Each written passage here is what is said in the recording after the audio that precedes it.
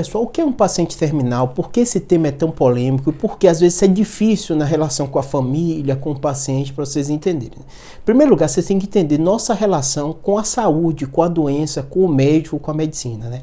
De um modo geral, no imaginário de todo mundo e da gente também médico, o objetivo do médico é o quê? Tratar e curar a doença. Esse é o nosso objetivo básico.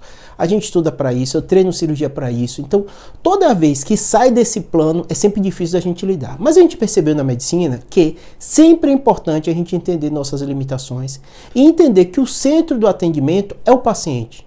Então, tudo que vai melhorar o desfecho do paciente deve ser definido, deve ser trabalhado e deve ter...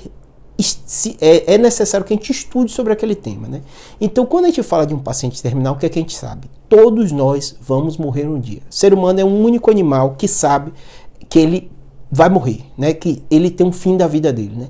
E quando a gente foi estudando dentro da medicina, a gente percebeu que essa definição, quando o paciente está no momento do tratamento dele, onde a resposta a qualquer tipo de medicação, isso pode ser no caso de um paciente com câncer ou outros tipos de doença também, não está respondendo, foi refratário, né? Aquele tipo de intervenção pode até piorar a qualidade de vida do paciente, vai dar uma experiência ruim, vai piorar muitas vezes até o desfecho, né? É uma doença que não tem retorno, né? De um modo geral, no momento que a gente diz que um paciente é terminal, também costuma ter um comprometimento da qualidade de vida dele, até para as atividades diárias, né?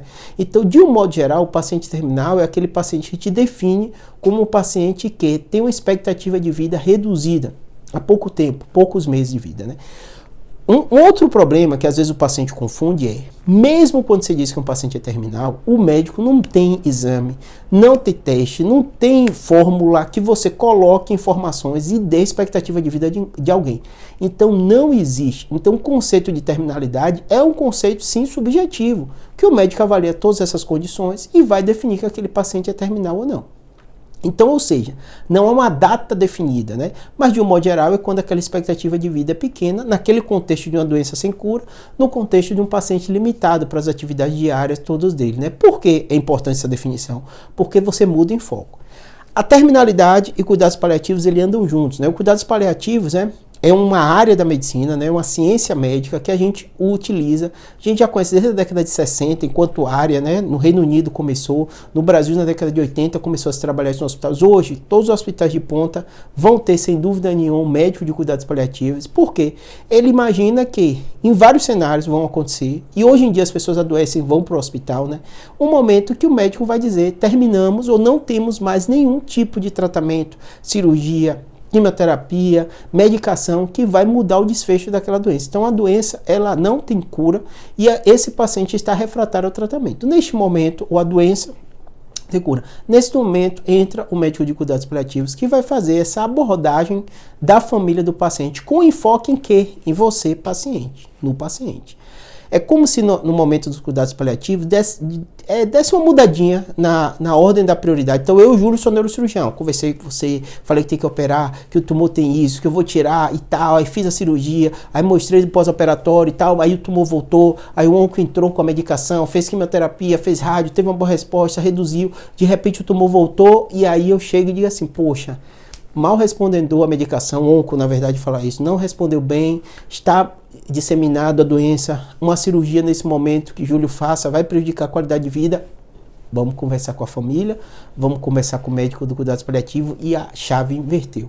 A chave virou para pensar que o grande objetivo ali é dar conforto ao paciente. Às vezes ele é comprometido clinicamente, ele já não está tão ativo para as atividades diárias dele, ele tem uma certa limitação. O onco, o médico de cuidados paliativos, e a gente define que esse é um paciente terminal.